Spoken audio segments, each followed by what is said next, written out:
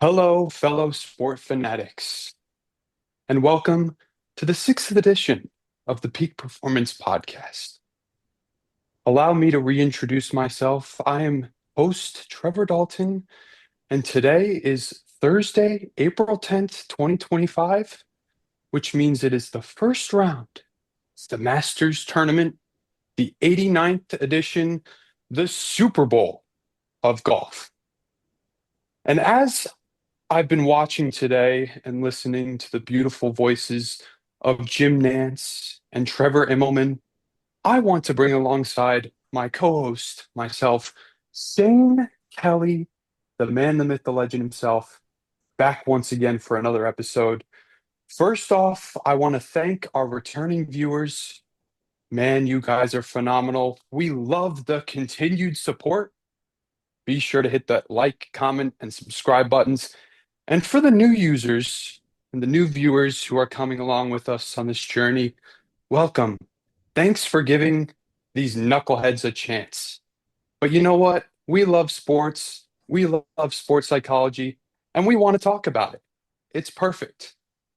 And now, as me and Shane announce this podcast, we would like to bring in our guest today, the second guest ever on the Peak Performance Podcast, teeing off on hole number one from Lakewood, Colorado. We have Wyatt Featherston.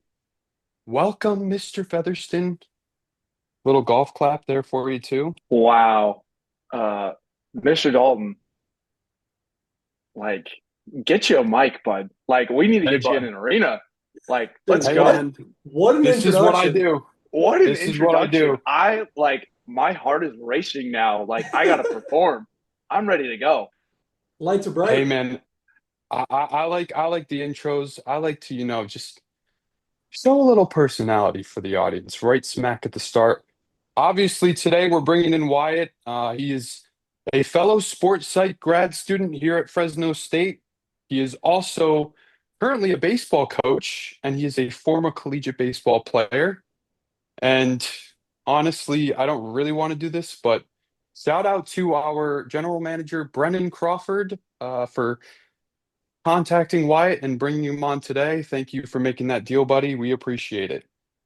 And now for the sixth episode of the Peak Performance Podcast. Today we will be talking about, for our sports psychology topic, burnout, which is very prevalent. And honestly, it might be relatable right now. I mean, for me, at least with school, I Completely feel pretty agree. burned out. So we're going to talk about it today. And then also for sports, like we said before, we've got the Masters tournament. I mean, this is the heaven of golf. I mean, this is exactly what every golf fan needs right now in their life. Just viewing Augusta National. I mean, it's so beautiful. And you know what? If I get lost a little bit because I'm watching the Masters while I'm doing this podcast, I'm sorry. I can't help myself because it's just so beautiful in Georgia. And I want to see the best golfers in the world ball out on the biggest stage. So we will be talking about the Masters. We're going to give you guys some predictions, talk about the course. And then also, I've got two experts in the sport of baseball today. So we will be going into the commencement of the 2025 MLB season. We'll be giving some predictions on that, maybe some dark horses and some prospects to look out for. But first, before we get into all those different things, I want to congratulate two wonderful universities for their wins and championships of March Madness. We've got the University of Florida winning the men's side. It was pretty crazy. I mean, the men's tournament up until the Final Four wasn't really too exciting. And then you had probably one of the best Final Four tournaments of all time. All three games were phenomenal. And the crazy thing is, the Florida Gators beat the Houston Cougars by a score of 65 to 63. If you would have told me Florida would have beaten Houston by putting up 65 points, that was not on my bingo card for sure. I thought it was a race to 70, and I thought if Houston kept the score under 70, they would for sure win. That didn't happen, obviously. I mean, I said in the last video, if it's low scoring, I'm taking Houston. If it's high scoring, I'm taking Florida. And I also said I'm taking Florida because of Walter Clayton. And he was pretty quiet all game, but Florida did enough to get the job done, cut down the nets. And, one of the biggest highlights this podcast has had is the absolute rant Brendan Crawford went on about how Florida was going to lose round one to Norfolk State. He Hmm. was seeing red, he was screaming. It was insane. So for them to not only beat Norfolk State, but to beat everybody, win the championship, it's beautiful. And Shane, they beat everybody, but they also came back against everybody besides Norfolk, besides the first round. Hmm. The amount of resiliency that that team showed throughout that tournament was just incredible. Congratulations to them. Obviously, just an unbelievable run for them. And then on the women's side, you've got shout out to the home state, the University of Connecticut, Paige Beckers cementing her legacy as one of the all-time greats in women's college basketball. Obviously, this is her last year, fifth year at UConn. She's able to go out on top. And then Gino Ariema he's 12 championships is just, it's by far the most, it seems like, for any coach. And the amount of consistency he's able to show at such a high level, unbelievable to watch. So shout out to UConn and Florida. And, it was a great March. But now Great we have to March. close the book and we move on to April, where right now we have the Masters tournament going on. Also, right around the corner, we have NBA playoffs. My favorite NHL playoffs, the Stanley Cup playoffs, happening soon as well. And then to finish it off in April, we've got the NFL draft going on too. And of course, like we'll talk about today, the MLB season as well. So first off, we're going to get into our sports psych topic today, which is burnout. So Shane, I kind of just want to bring it over to you, pal. What are your thoughts and feelings and experiences with burnout? I know we talked about it in class the other day, and yeah, give us some thoughts. I mean, I personally don't have a clear memory, a clear example of facing burnout myself that has reached an extreme level. Every semester, I do feel kind of burnt out at the end. I'm just physically and mentally exhausted. I feel like I'm not able to enjoy a lot of elements of life because of how busy my schedule is. And athletes feel the same thing. They get tired of getting stuck into their routines and doing the same thing over and over again. And that's why they feel that mental and physical exhaustion. Yeah, definitely. Um, I've had quite a few experiences with burnout. I think my experience with burnout in high school was a lot different than it was in college, just because it was a lot different environments. But I would also just love to bring in Wyatt Featherston here. Wyatt, Yeah. go ahead before we talk about a little bit of burnout here. Go ahead and just Okay. introduce yourself. Show us a little bit of that personality that we love, Oh, and let the goodness. viewers in the audience know what Oh, they're getting goodness. into today. Well, what where would you like me to start there, Mr. Dalton? Let's talk Let's about talk a little bit yourself. about yourself. Well, let's see. So most of my sport experience comes from the sport of baseball. I grew up playing baseball basically from the time I was like 8, 9 years old. Like any kid, when I was younger, I pretty much just like I did whatever like everybody in my neighborhood was doing. So my sport experiences kind of revolved around what I was doing just like at my house, like roller hockey, soccer, like just the basic stuff.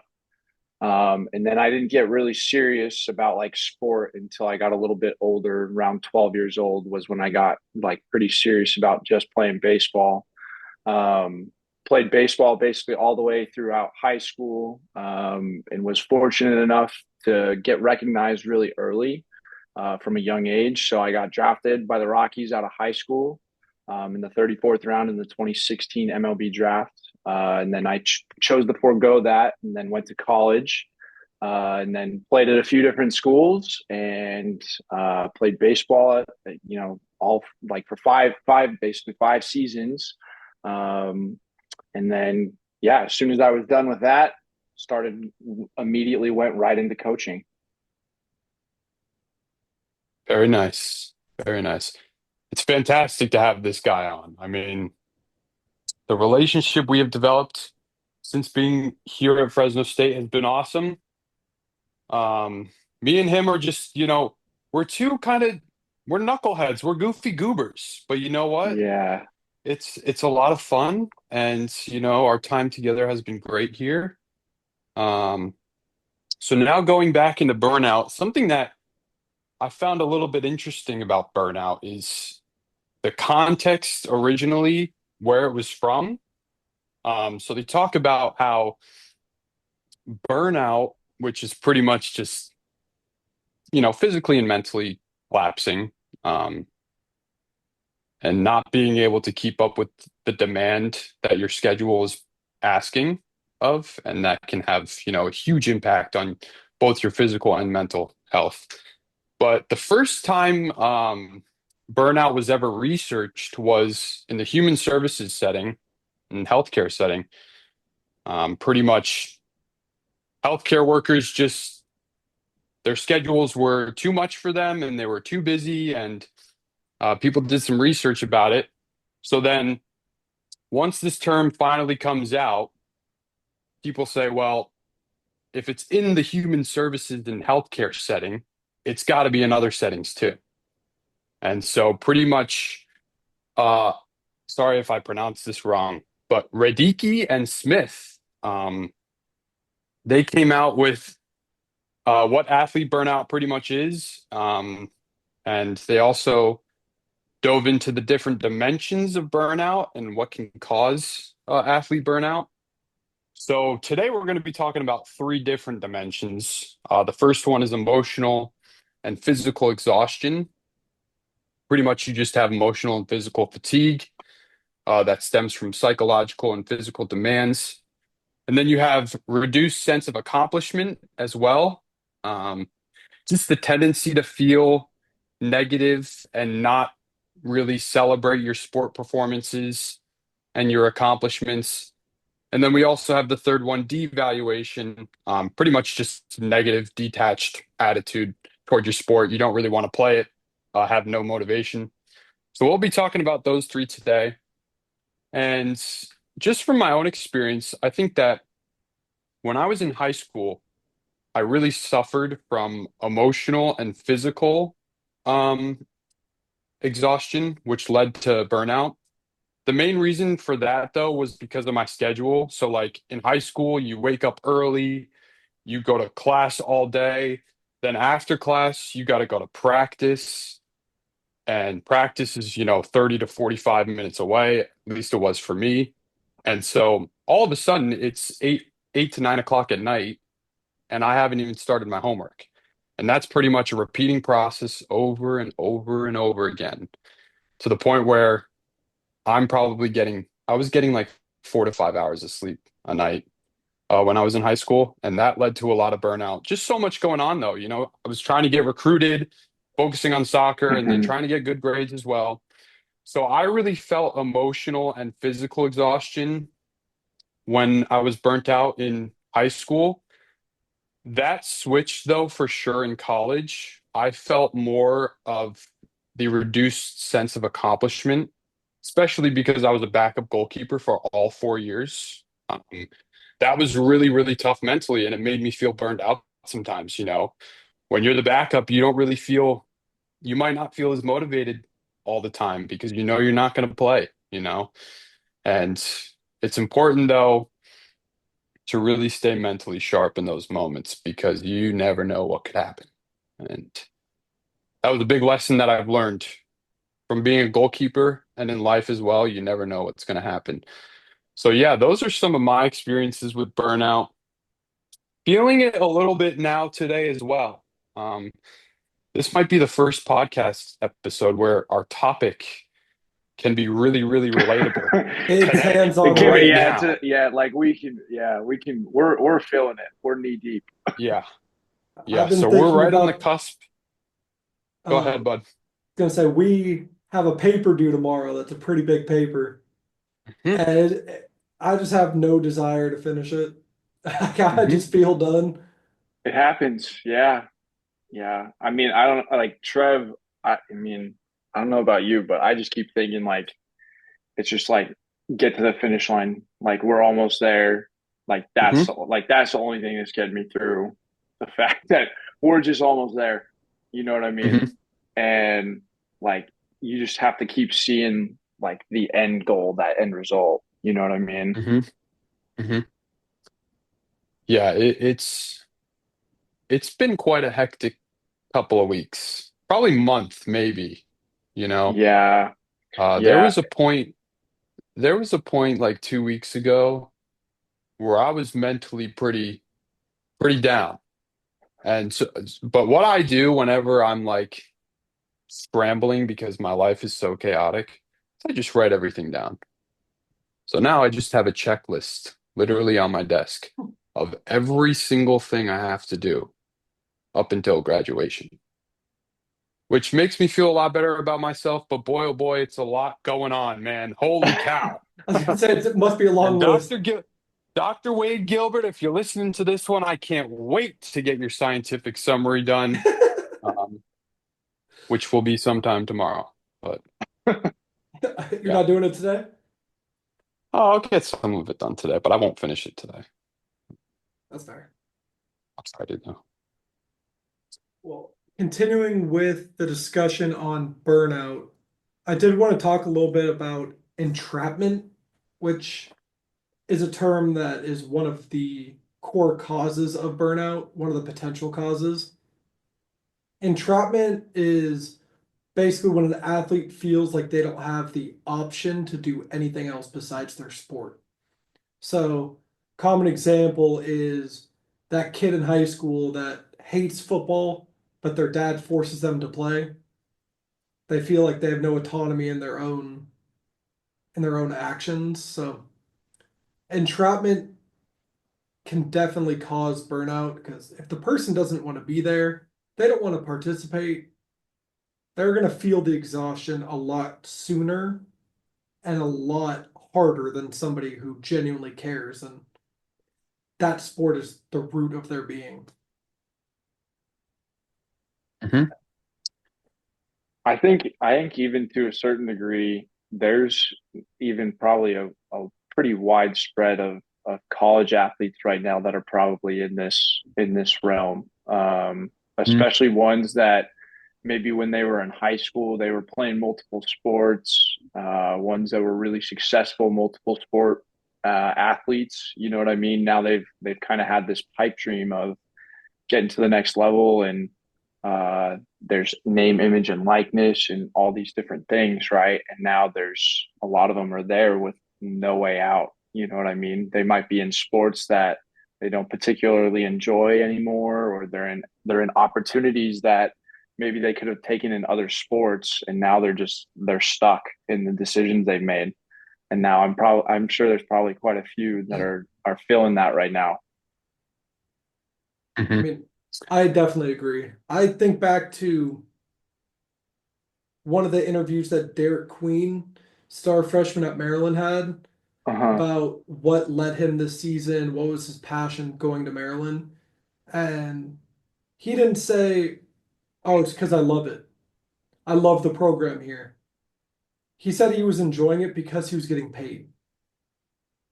If I'm a scout at the next level, that's not something I want to hear. I'm not seeing an athlete that will do anything he can to improve and help his team. I'm hearing somebody that's there for the money. And while that's not necessarily a bad thing, everybody has their own motives. His ceiling is a lot lower than somebody else who's just going to continue to work out of the love of the game. Hmm. Agreed. Yeah. Yeah, I mean, the thing too is, yeah, Derek Queen. Great player. I did see that though as well. And it's definitely, cause for concern, but Oh, heck hey of a man, he's player. getting he's Heck of getting a his bag and player. he's a heck of a player and he showed up in March. But I mean, yeah, I just think that with burnout though, at least from my own experience too, um, I can really tell when burnout is happening through my self-talk. So like I remember in high school, you either want to go to practice or you don't want to go to practice. And on the days where you're like, I really don't want to go to practice, if that happens again and again and again and starts snowballing to the point where every day you don't want to go to practice because you're so exhausted, I think that's when burnout really happens. Now, on the flip side, trying to avoid burnout, you got to have positive self-talk. You got to be motivated to get better, going into practice, going into games. Obviously, though, like Wyatt said, especially with collegiate athletes, the schedule is so demanding. And one of the things that I also want to bring into this is conference realignment. You've got teams like Stanford and Cal who are playing in the ACC now have to travel across the country for every single away game. Yeah. You've got Oh, the Big Ten, UCLA, USC, Oregon, Washington. They're traveling all over the place. I It's think, it's insane. it's yeah. nuts. Like I think about my freshman year when I was at Western Kentucky and how much we traveled there and how much I missed how many times I missed class and like I can't even imagine add on traveling 1,000 miles across country across three time zones, right? Or two time zones in some cases, having to adjust my body, adjust my sleep, and all of that. And it's just compounding on all of them, like I feel, especially those not like those non-football sports, you know what I mean? Like Mhm, it's got to be so tough for them right now. mhm. Like, so at least football, you fly out. I'm thinking about like a Stanford or USC. You fly Yeah. out for a Saturday game, then you fly back. Baseball, they're there for a three-game series. Yeah. Mhm. And Yeah. day one, your body's not adjusted. By the time you finally get adjusted to the time zone, you're flying back across country to go home, and you have class Mm-hmm. the next day. Mm-hmm. Like it must be brutal on those athletes. Oh And yeah. And I can almost guarantee you most of them are probably when they're traveling, they're going to be traveling red eye cross country, taking midnight flights. It's probably crazy for them. Mhm. they're going to see a Yeah, lot of that's struggle with the travel. all right. And now, so just going back to the conference realignment and how all that traveling and that demanding schedule, how it can cause burnout for athletes. I think a big reason why the NCAA is okay with doing this is just because there's a lot of online school now.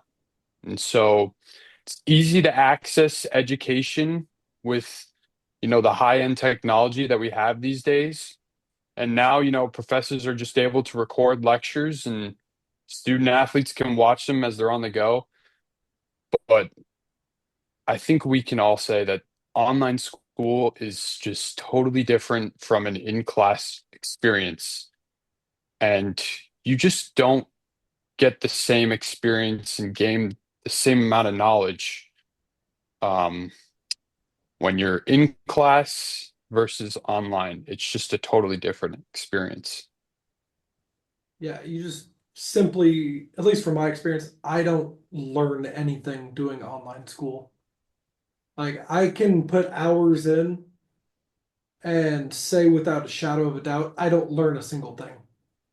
Where being in class, talking to classmates, talking to the professors, it's a better experience for your education, and it does suck that athletes are kind of being forced into doing online school with the traveling, but the NCAA is slowly becoming more and more of a business and treating their athletes less like students and more like simply athletes.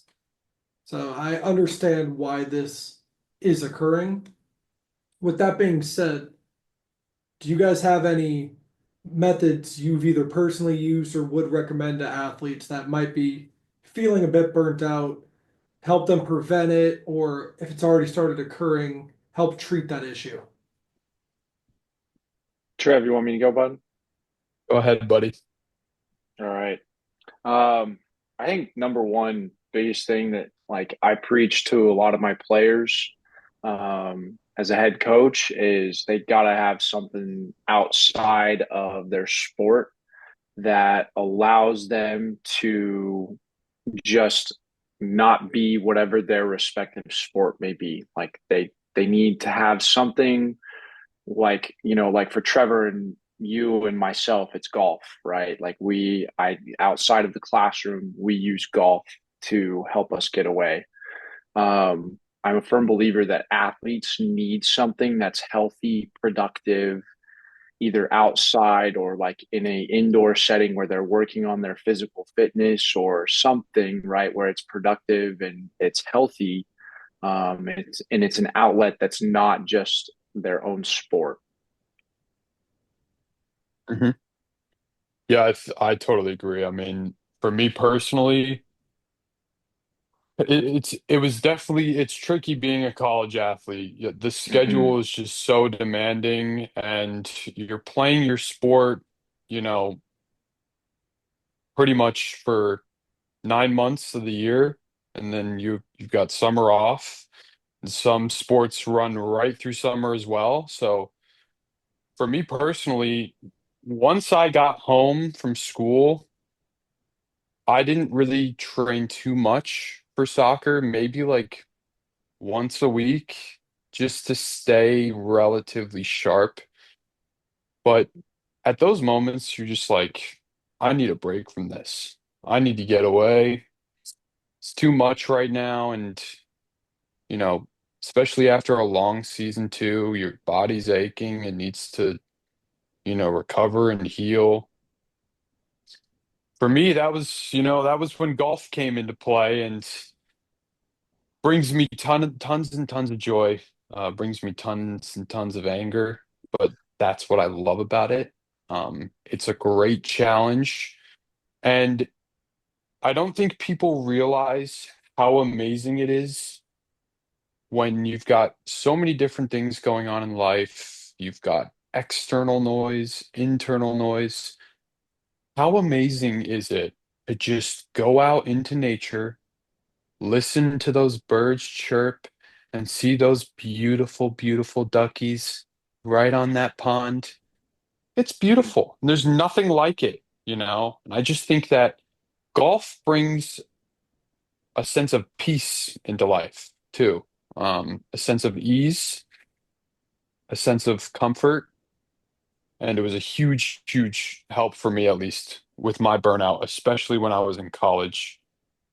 Started and picked up the game right around COVID, um, because the golf courses were the only things that were open during COVID. So I just went off to the driving range and, you're shanking balls left and right. You have no clue what you're doing. But then you hit one and it's like, huh, what was that? You That felt know, good. that was a little nice. And then you just continue to build on that. And it's such a great sport to play. I think earlier too, I talked a little bit about this just in terms of preventing burnout.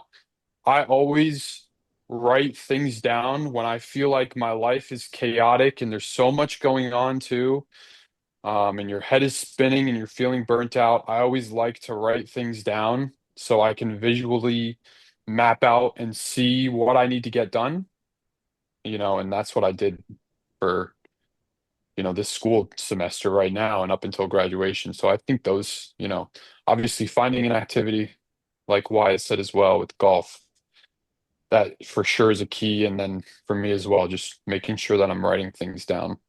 Yeah. Well, with this discussion of golf, I think we should move in talking about Augusta National. The Masters going on right now. Currently, pretty much round one is concluded. There's still some golfers out there. Justin Rose, really good day one performance. He's sitting 7 under. Rory's a couple shots back at 4 under, tied with Corey Connors. And Scotty's always involved. He's also tied at 4 under. Who do you guys like this weekend? Um, you can go ahead, Wyatt. I'm pulling up my stuff. Uh, Pulling up the notes. I Yeah, I gotta mean, pull up. it's really hard like to not root for Scotty, um, just because of who he has been the last year. Um, I think you can't always count out Morikawa at Augusta just with his iron play, and like his track record there. Definitely. I know he's a little bit and like I feel like he's been playing a little bit better as of late. And like another one, and he's not on the tour, but is Rom. Like he won it 2 years ago, and like he is always known to just pull a great weekend out of his pocket. So I feel like you can't count them out. Hmm. When I was looking at it this year, there's one guy that I seem to root for every major tournament, and he's only missing one major. I want to see Rory finally get that green jacket. It's he's one of the best golfers of this generation. He's accomplished everything there is to accomplish, except for a Masters. So day one, he's sitting pretty good near the top. I would love to see him come away this weekend in first. Hmm. Yeah, obviously this year, 2025 Masters, the 89th edition. And it's I personally think it's the greatest course in the world, um, in terms of its beauty, in terms of the way that it plays. Obviously, like Wyatt said, guys like Morikawa definitely have an advantage here because of their iron play. The thing with Augusta is the greens are just a monster. I mean, and I never really realized it back in the day when I was younger and I would watch the Masters, but I didn't play golf. I didn't really understand like the amount of undulation there is on the greens. Good Uh-huh. And word. now that I'm actually playing golf, that's when you really realize, holy cow, these guys are having to hit putts that are swinging like a boomerang, for God's sake. And they're also, having to chip on the green as well. I agree. I love players that have great iron games. You got Scotty, Colin Morikawa, those guys. I think you also have to have a great short game. You got to be able to chip well. You got to be able to putt well because the greens are just so, so difficult. So yeah, Shane, and where did Shane, where did it say Robert McIntyre was on the leaderboard? Ooh, Because McIntyre. he's another guy that lefty, He the course conditions at Augusta favor lefties a little bit more. he's Um, currently +3, tied for plus 63rd. three. I was gonna say Okay. I'm scrolling and I don't see him. Yeah, I know he was at like 50 to 1, I think, pre-tournament Hmm. for odds, I want to say. And then what about Shane Lowry? Oh, gotta love the Irishman. He is tied for 11th, -1. 11th. He's Yeah. on the 15th hole right now. Um, I think another thing that's interesting, and Wyatt brought this guy up, John Rahm is struggling. Oof. +3, tied for 63rd. I was watching a little bit with him earlier. He's definitely an emotional guy for sure. Yeah. There's definitely some guys who have the personality of more reserved, more, they're not emotional, they don't really show their emotions.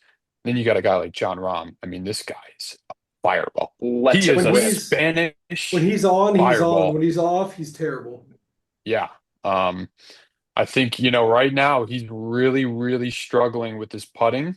Um, Ball striking hasn't been great either, but if you don't putt well at Augusta, you don't stand a chance. You just don't. There's no way you're going to be able to win the tournament if you don't putt well. Yeah. Um, I think for me, looking at guys that I like, there's one guy right now that I'm really looking at that is currently storming up the leaderboard. Got off to a slow start, Who's that? but it's I know who he's talking. the I know who he's gonna. former, it is the graduate from Texas Tech, the Red Raiders, Ludwig Oberg, I who knew he won was gonna Ludwig. say him. I knew he was the gonna say him. winner, the winner of the 2025 Genesis Invitational, which was hosted at Torrey Pines this year.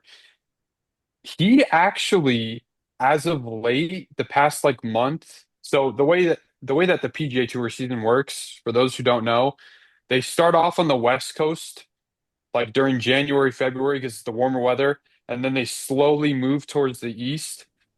With Ludwig, he played really well in the West. Once they got to the East, his game just fell. However, he's known to play well at Augusta. And last year, he made his debut and he finished tied for second. I've got my eyes on that guy. I think he's one of those athletes that shows up in the big moment. Sometimes there's guys when the bright lights are on, they're able to flip a switch and just go. You look at a guy like Tom Brady, I mean, Tom was able to flip a switch every single time he played. But great athletes are great when the stakes are high. And I'm really looking at Ludwig this year. Um, I like that. but he's got Scotty in his way. He's got Rory in his way. He's got Hey, Justin Rose, who's taken a 65 and yeah, just placed it on his scorecard. Holy yeah. cow. And I then hey, mean, you can't count out DeChambeau either. That's another Oh, hmm you one. can never count out Bryson. Yeah, hmm The that's YouTuber another one. himself. yeah. Obviously, shout out Bryson, Hey, being from this area, another obviously. another one too that I saw, little sneaky one Hmm? too. And shout out to our boys at BDS, Bob Does Yeah. Sports. Uh, Friendly friend of the program, Min Woo Lee. All right. Oh, Mm. love Sitting in Minwoo. 11th right now, one under. All right. Shot a 71 today. He's been playing pretty good. Yeah. So Minwoo Lee, he recently, I don't know which, it was last week, I think. Maybe it was the Texas Valero Open, but he got his first win on the PGA Tour. Yeah. So he's been playing really, really good golf lately. Potential back to Definitely back. a guy. Yeah, definitely a guy you got to watch out for sure. Um, and then obviously with Bryson, Bryson's going to really have to have a consistent short game. And that's something that he struggled with at Augusta. Like when he's at Augusta, he'll have one insane round and then it falls off a little bit because the short game's not there. Um, but shout out Bryson, obviously from the area. You know, where did he go? Clovis East, Clovis West, I think. Did Clovis he? West. Yeah. Yeah, Uh-huh. Clovis West, I There do you go. He's believe. repping him right now. There you Didn't even go. know. Yeah. Yeah, I do believe Uh, Clovis West. and interesting enough too, we get to play at Bryson's home course, Dragonfly Golf Club here in Fresno, and boy, oh boy, that's my favorite place here. I I love it struggle out on that there. course. Hey man, We all it's do. great. Yeah, um, it's great though. I think going back to the Masters too, I want to give one other dark horse that I'm looking at who just birdied 16. Um, Oh, don't you take also, who I'm don't you take who who I think you're gonna take. also another friend of the BDS program. I'm looking at Akshay Bhatia, tied for 25th right now. Oh, okay. Like you said, lefty swing. Dude, his swing It's so pretty. Like I think when I think of his swing, he has like the most flexible and fluent swing. Like he brings it so far back. The T-spine mobility on that guy is unbelievable. I mean, he's a freak and the torque that he gets on the ball. I mean, and of course, he's got the social media following too. He's got a little bit of aura going on. So yeah, Akshay Bhatia I'm looking at too as Matt Fitzpatrick finishes out his day That with is this not who putt. I thought you were going to go. You know who I thought you were going to go with? Hmm? I thought you were going to go with Tempo Man himself, Hideki Matsuyama. Yeah. He's Shout cur out he, Hideki. he's Decky's a baller. currently sitting at 38 and he's two over. Hmm? Or no, one over, excuse me. One over through Obviously, 15 today.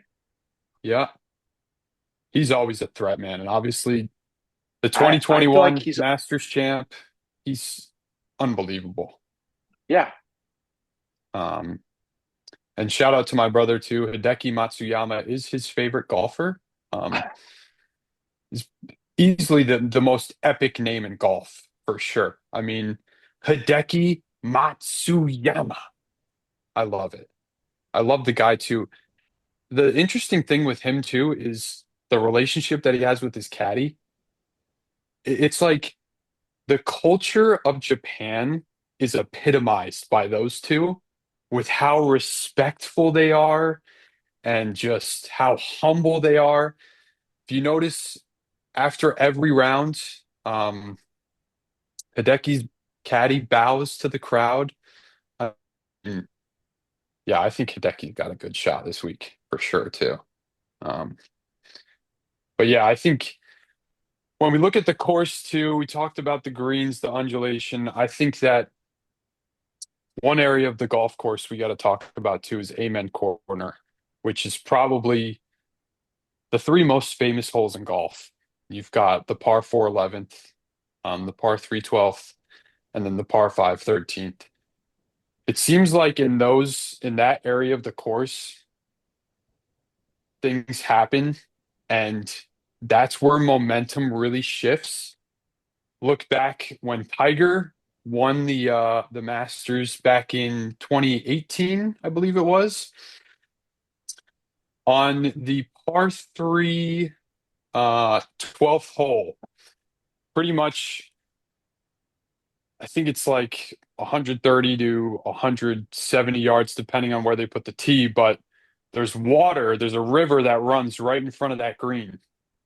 And back in 2018, the winds were howling, the winds were gusting, and the final two groups, like 4 to 5 guys, hit it into the water.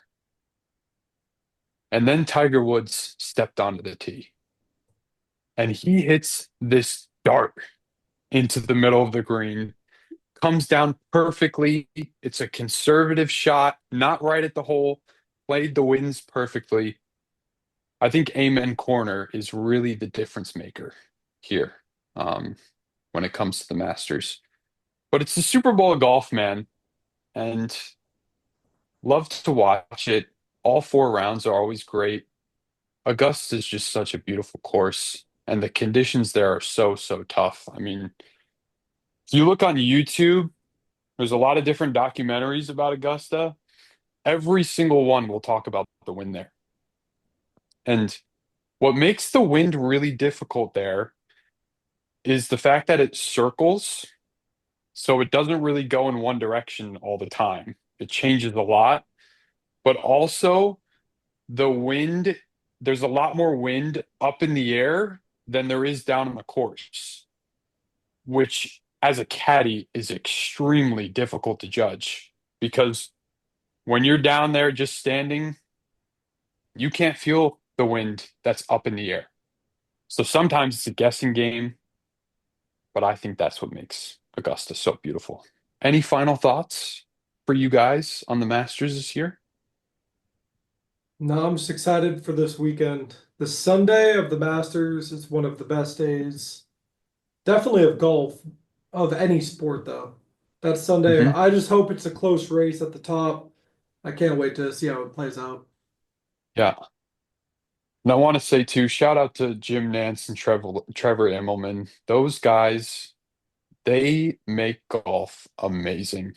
The way that they broadcast it and all the CBS crew, it's awesome.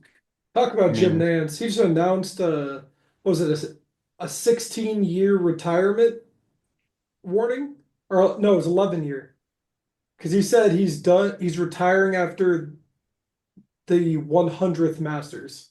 Why he would announce that 11 years early, I don't know, but good for you for having a plan. you know what? I'm here for it. Guy, the guy's dedicated. It's You just know what? insane. It's like I'm retiring in 11 years, guys. No, no, Give me the you next know what? 11. You know what he was doing? You- This is kind of smart on Jim's part. He said to himself, you know what? The 100th edition of the Masters, let me be a little focal point of it, right? It's my first one. Have people celebrate me for it. And Jim, I'm here for it. I You don't blame deserve it, him. buddy, because he is the perfect voice for like every sport, but the whispering in golf and the hello friends, it just brings a different vibe than anybody else in the world. So now pretty much transitioning from golf, we're going to head into the commencement of the 2025 MLB season. Obviously, it's going on right now. And Love thank it. goodness I've got two baseball experts with me. Guys, now transitioning into baseball, what are your first thoughts about the 2025 season? I'm so happy to be back. Coming from a Dodger fan, it we saw my team win the World Series what feels like a month ago. I couldn't wait for baseball to get back soon enough because I love the potential that this team has. And I know we got a Red Sox and a Padre fan here, but this Dodger team can do special things. So I was counting down the days till I got to watch them play again. Yeah, I can air definitely the same sentiments. I'm very excited that baseball is back. Just overall, man, like it is just nice to have baseball on and to have it, just either whether I'm at home or whatever it may be, just kind of in the car, just to have a game to turn on and listen to, whether that's on the radio or whatever it may be, MLB TV. But yeah, man, I've been itching for this to get back, and we have a lot of really big storylines, man, going into this year. I think this MLB season is going to be pretty pivotal in terms of kind of shaping where the sport goes, especially with some potential lockout inform like things potentially happening. Yeah, it's this is going to be a big year for baseball. Oh yeah. Hmm. And turning the attention towards your Sox, Hmm. I like the team the Sox have this year. Everyone's talking about the team that lost in the World Series. They're gonna Yankees are gonna run through the AL East. It's their division to lose. I disagree. I like this Red Sox team. I just because of how how bad the Red Sox have been the last few years, I think it's ever, and I don't know how many, like I can only speak for myself, but I feel like Red Sox fans, like we've spent the money, we've gotten Garrett Crochet, we got Walker Bueller, we have two ace pitchers or ace style pitchers. We've added to our bullpen, and like I still feel like the Sox fans are just like, you know what, we still need more. And just because of what's happened the last like 4 years, they still feel like we're not good enough by any means. Well, any big market team is never going to be satisfied with the team they have.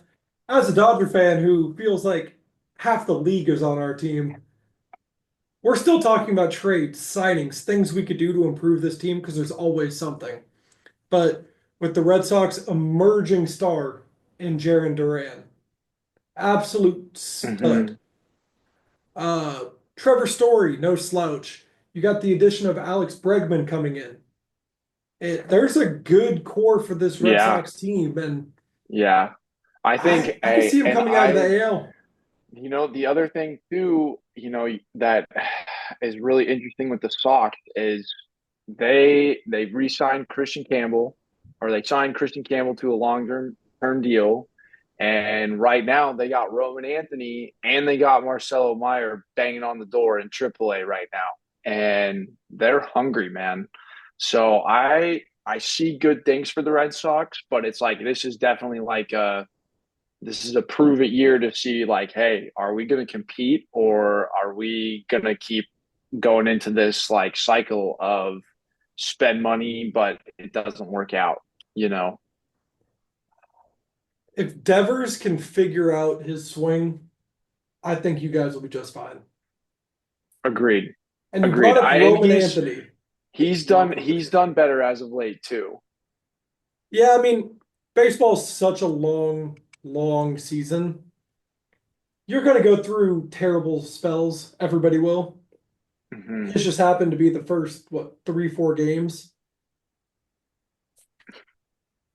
Five. He couldn't hit a beach ball, but it's fine.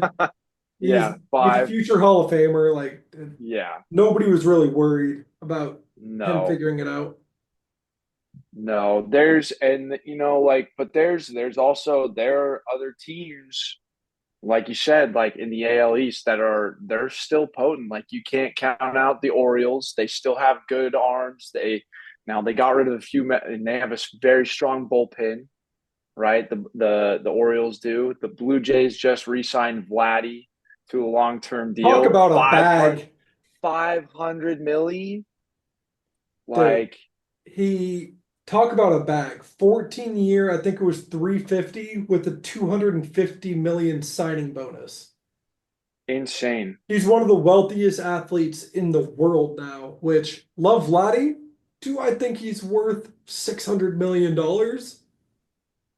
Probably not, but I mean, I like Vladdy. I'm all for him getting paid. I'm just glad my team isn't the one paying him that. Yeah, I Yeah, I mean, mean it. Like, and then you also got Trevor's Padres. I mean, they're re-signing their young boys. Jackson Merrill, he's back. I got a lot of respect for hey, Jackson Merrill. listen, when I saw the Jackson Merrill news, I was a happy camper. 9 year, $135 million extension. And then right after that, I saw that Vlad was getting 600 mil. And I was like, boy, oh boy, did we get Jackson Merrill for a bargain. I mean, Oh, agreed. he's not making nearly as much as Vlad. So with those two things happening, like one after another, I was like, wow, we got some good value in this kid. Um, I like our team this year, pretty similar to last year. Obviously fell short to those damn Dodgers. They give me headaches, bro. I mean, here's the thing about the Dodgers. I just can't get We're away the from big the brother. Dodgers. We're the Yeah, big they're brother. big brother. They've been my big brother my entire life, it seems like. My childhood best friend on the East Coast, the biggest Dodger fan of all time. I've been surrounded by Dodgers my whole life, and I'm tired of it. I'm tired of it. But here's the thing. Here's the thing. The Dodgers, it's a big market. They're spending a lot of money. You know what? I can't complain. And I don't think other people can complain either because this has been going on for the MLB for a long time now. The only difference is it's just more and more money. I look back to one of the most epic movies of all time, Moneyball. Moneyball. Billy Bean wasn't complaining because he didn't have a lot of money. He wasn't complaining. He knew how to make adjustments. And I feel like with the small market teams, yes, of course, it's so hard to compete with these big markets that have these, financial luxuries. But I just go back to Moneyball I and you got to bring in the right people to be able to run your organization, I think that's really the key for small markets, for sure. I mean, what Billy Bean saying in that movie? If we think like a big market team in here, talking to the his assistant Yeah, GM and scouts, yeah. we'll lose to the big market teams out there. You can't. It's a completely different system that the teams are working with, and you navigate it. I mean, a lot of people are hating on the Dodgers spending money. I more so look at a team like the Marlins and the Cardinals and the A's. I think the Cardinals spent like $2 or $2 million this offseason. That's it. They signed like a decent middle reliever. I think that's just unacceptable with how much profit these every team is profiting hundreds of millions. None of these owners are broke and they say they can't afford it. It's not true. They can. They choose not to. Well, Yeah. and that goes back to like that percentage of payroll chart, like that's been kind of going around lately about, hey, okay, like you look at the teams that are winning right now, and they're spending a good chunk of their payroll on whatever they're making. They're spending it right back on their roster. And It's an investment. yeah, it's an investment you have to make. And for those teams that win consistently, it's for the most part. I mean, I don't know. Last time I checked, it's working out pretty good for them. You know, uh, but it's like it's time. Like every team has the opportunity to spend money, and that's what I think is going to cause this. It might cause this next lockout, or there might be an ownership lockout with baseball because like the owners are going to be like, well, we can't afford to pay this. We need a salary cap. We need to follow like the football model. And I just don't think like the MLB Players Association it is by far the most powerful bargaining union in pro sports. Hands down, the MLB Agreed. Players Union is way more powerful than the NFLPA will ever be. Well, it's almost like the owners don't see it's a very simple progression. You spend a lot of money to win games, so you make a lot of money.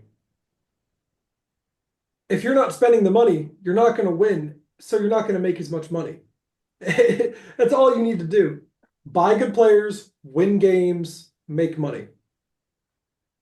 I don't understand the confusion. They're not spending the money, so they're losing, and then they're like, well, we're not making any money compared to these big markets. Yeah, because you're the White Sox winning 42 games. Yeah. The only thing I will say is like there are clubs like the Rockies, right? They have tried for years and years and years to get their top prospects like to the big league level as quickly as possible and like as developed as possible. And they typically will promote like their big prospects, right? In hope that they pan out. Like you look at that, I believe it was like the 2009, 2010 team, I want to say, where it was like Tulowitzki, Cargo, Cargo, like Ian Stewart was on that team, Ubaldo Jimenez. Ubaldo Jimenez, like a ton of just homegrown Seth Smith, like a lot of those guys, like Ryan Spielborg's, like all of those guys were homegrown. And now it's like they're still trying to do the same thing. It just hasn't worked out. You know what I mean? And at some point, Rocky's ownership they might have to spend that extra money to get the free agents to want to come to Denver. Well, they're always going to have difficulty finding star pitching to come into Denver Uh, due to the climate and the altitude. No pitcher that cares about his stats is going to go there. mhm. Um, but I'm shocked more big market hitters haven't wanted to go to Coors Field and see what video game numbers they can put up. Can you imagine Aaron Judge hitting in that ballpark? He might go for 80. He pops the Well, ball I up and it mean, goes out to left. yeah, I mean, and you have to think too, like Dodgers, Padres are in there, like in that stadium, half of whatever, or a quarter, whatever it may be, quarter, a fifth of their season on the road. So, like, you're always going to have good teams that are coming into that market, just because the NL West is so stacked right now. So good this year. And just speaking about how stacked the NL West is, on this day, April 10th, I want to cherish this moment because currently first place in the NL West is the San Diego Padres, sitting at 10-3. The Giants and the Dodgers, though, hot on their heels, both a half game back. But I just want to cherish this, man, because You're it's right. probably not going to last for too long. Giants are good They are good. somehow. Yeah, they look solid. Giants look solid.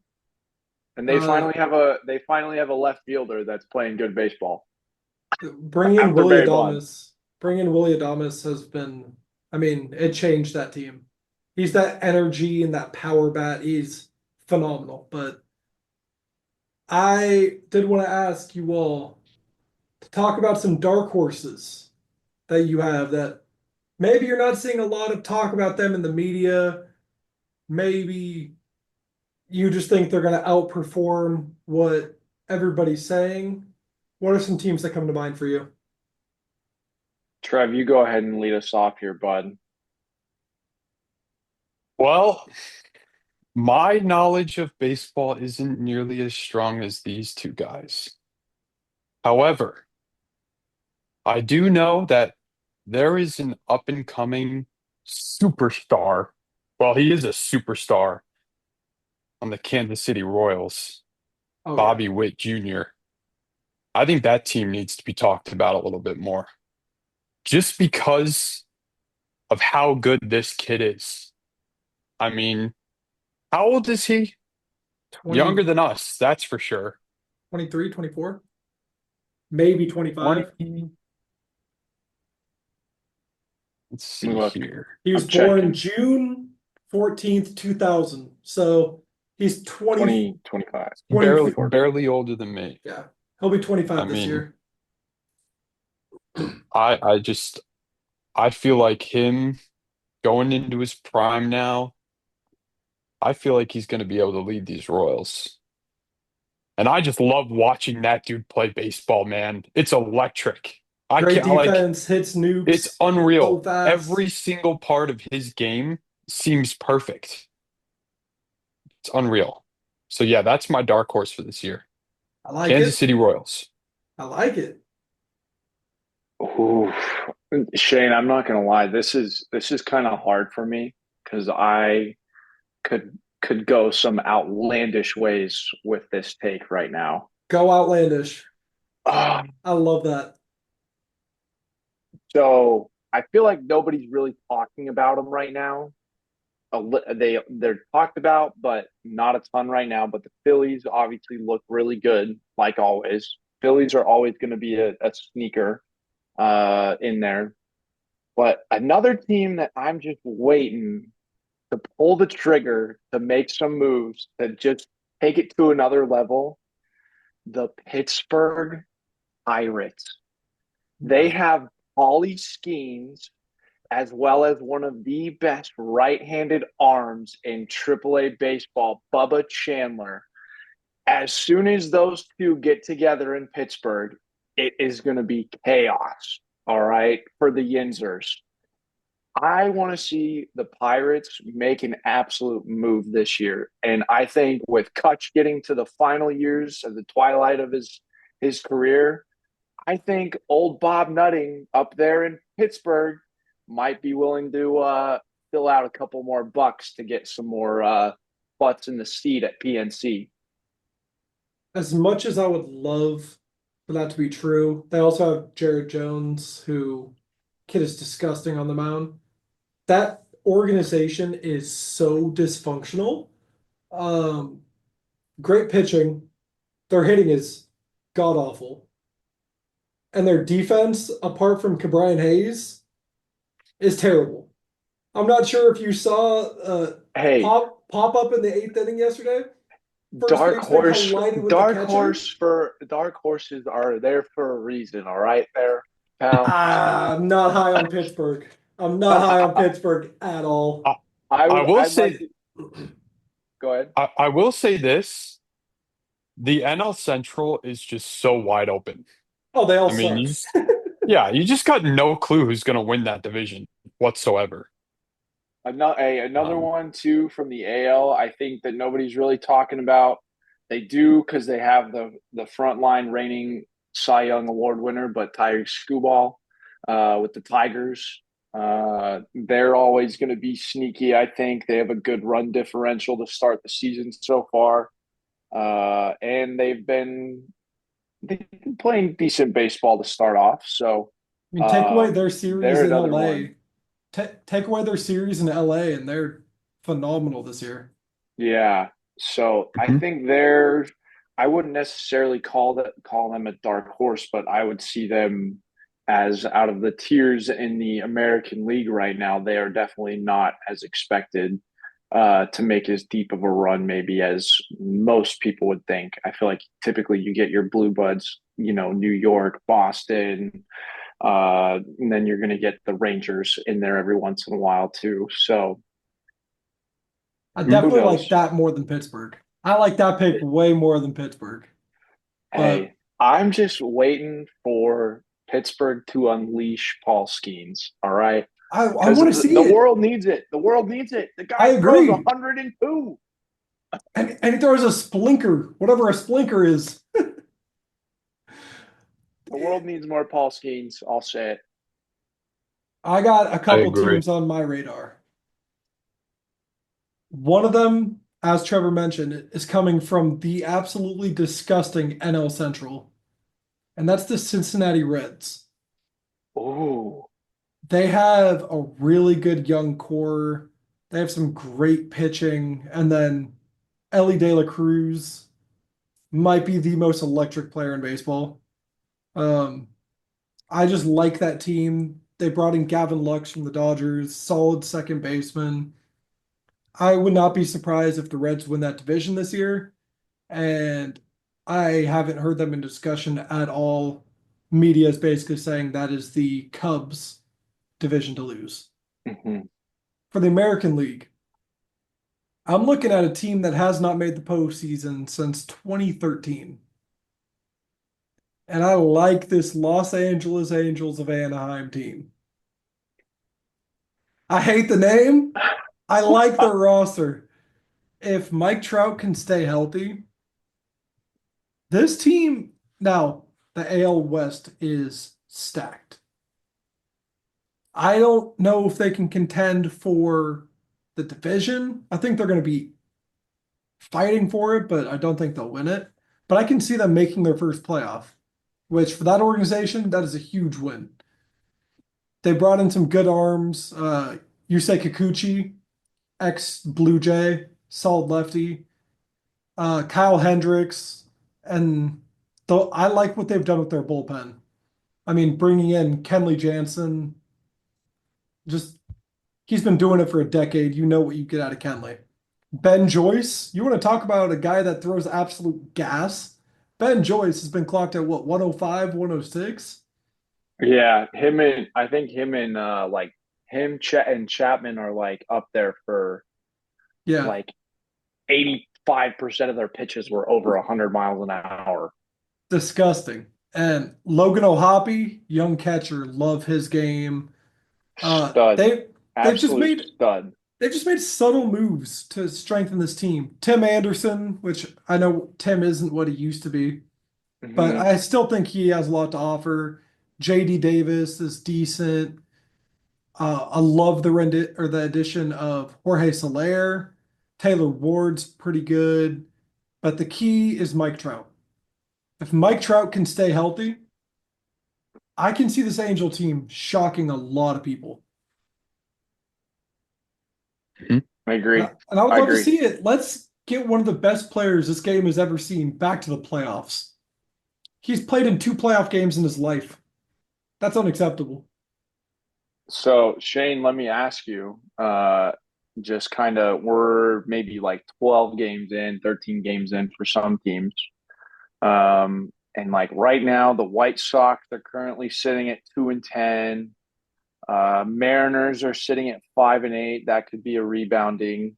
Like they could get back to 500, but the Braves are sitting at 2-9. And the Rockies are sitting at 3-9, clear in the basement. Who do we think could be potential trade bait for this season? I know we disagree on this. I think the Braves will be fine. Um, Terrible start to the year, but they weren't playing against bums. They started the year with a 4 game set in Petco in San Diego. And Bring out the then brooms. Bring out the well, brooms. then they immediately had to come to LA and face the Dodgers, who Yeah. also swept them. And I think the Mariners, they need to trade for a bat. If that team could hit a baseball, they have probably the best pitching staff in all of baseball, but can't hit. That And ballpark is tough to hit in, though, man. It is like the hardest to hit in the big leagues. it is, but even when they're on the road, they can't hit. Their lineup is just weak apart from Julio Rodriguez. But I would not be shocked if once again the White Sox give up their two, three best players. They have a really young team this year, and I think they'll figure it out. I think they'll be better than they were last year, which last year they were the worst team of all time. So the bar is low. What do you Mhm. think? Uh, I, I'm. Let's see here. I gotta say, I'm feeling like there's probably going to be some noise out of the AL East with the trade. It just always happens. There's always going to be something happening out of the AL East. Whether it's the Red Sox, the Yankees, Blue Jays, somebody I feel like in that division is going to make some move forward to make a push. And I think it'll probably end up being the Red Sox just because I think they're in the position right now with the amount of prospects that they have in their system to be able to do that. But in terms of who I think might get dealt, I don't know. I just think within a division, it's probably going to be somebody in the AL East to make some sort of noise, and they're going to either trade for a big prospect or they're going to trade out they're going to trade for a big name and they're going to get rid of a lot of their prospects for it. I just think it's time. I mean, AL East always has moves at the deadline. That Mm-hmm. it's a lot of big market teams. Moving back to the Mariners, I was just pulling up their lineup. I would love to see Nolan Arenado to Seattle. Ooh, Right who's now, playing third for them right now? it's a mix of Jorge Polanco and Donovan Solano. So you get a guy like Nolan, in my opinion, the best defensive third baseman of all time. Man is an absolute wall at third, and he has a bat. And you have Julio Rodriguez, you have Randy Arozarena, you have JP Crawford.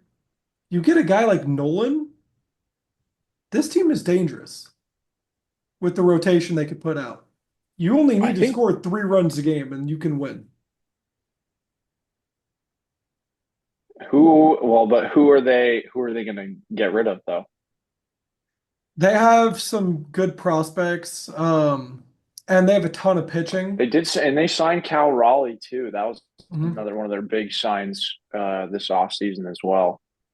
I wouldn't be shocked if I'm looking at their Because they current got lineup. Miles Mastroboni, Leo Rivas, Donovan Solano, and Polanco at third. I mean, you could trade one of them, throw them in the package. Maybe like a Donovan Solano and Luis Castillo for Nolan Arenado.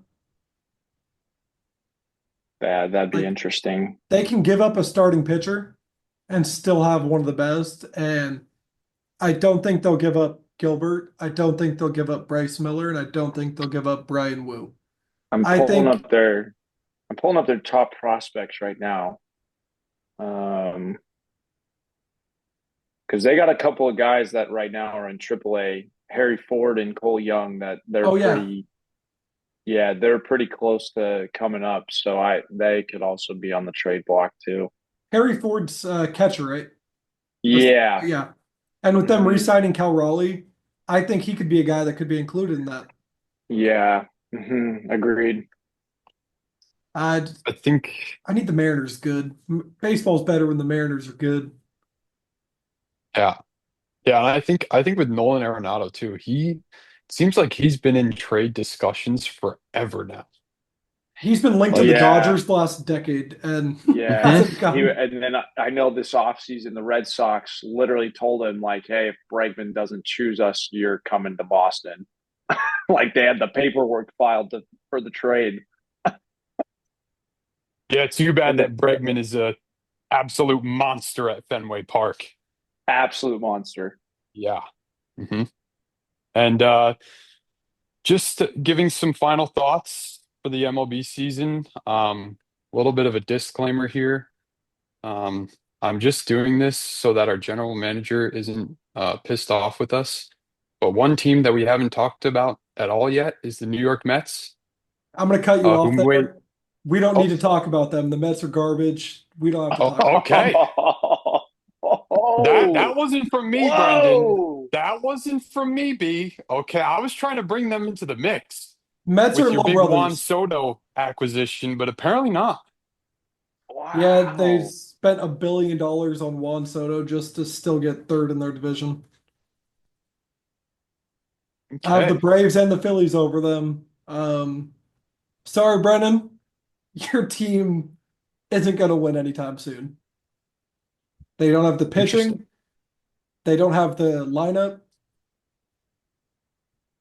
He makes a very good point. The Mets just are not they're not in the same spot that they No, were. And but again, there's another team that could be making moves. Steve Cohen, he's plenty willing to open up the bag to go get somebody or trade somebody. So I can't ever count him out. unless they trade for a starting pitcher or two, I'm not counting them in. 'Cause- Yeah, I just you just can never count them out though. That's the thing. They're the Mets, you know. Yeah, but the Mets have never won anything, at least in our lifetime. Hey, 2015, dude. They made a run. Legendary year for Brendan Crawford. The only Dude, Brendan guys, Crawford is Brendan Crawford is shaking in his boots with anger right now after hearing this. my bad, Brandon, but the only starter I look at their rotation, and the only guy that I'm like, he is an ace level player. Like he could dominate a playoff series. Is Kodai Senga. I love Kodai Senga. The rest of them, not great. Any other I closing mean, thoughts on the Yeah, anything Mets, else? on the Mets, on Just hey, baseball, anything? hey, yeah. I'll give a shout out to the Mets just for our boy for B Craw, but shout out 303 native David Peterson, one of the best lefty pitchers in baseball last year. I think he could still do some good things for the Mets. So shout out. Yeah, and I don't want Yeah. to seem like I'm disrespecting the Mets. I just Oh, it seems that way, But pal. you're It seems that way for sure. I think you knew what you were doing. maybe a little bit, but I just I think they had their run last year. I don't think they'll be in the NLCS again. At least not this year. And if I'm wrong, I'll eat my words. But Mhm. Any other thoughts for this MLB season, guys? Go Alrighty. Sox. Well, go Sox. Go Dodgers going to win their Padres. third in Go 5 years. Dodgers. There you go. Alrighty. Well, just to give a little bit of an update with the Masters here, Um, Finishing out the day, we've got Justin Rose on top with the 65, man. I mean, that's just out of this world. And then my Win dark big. horse earlier, I said Akshay Bhatia. He birdied 5 out of the last 6 holes and now sits at -2, tied for 7th. You've also got Bryson DeChambeau climbing up the leaderboards. Unfortunately, he bogeyed the 17th. He was at -4, tied for second, but now he is tied for fifth at -3.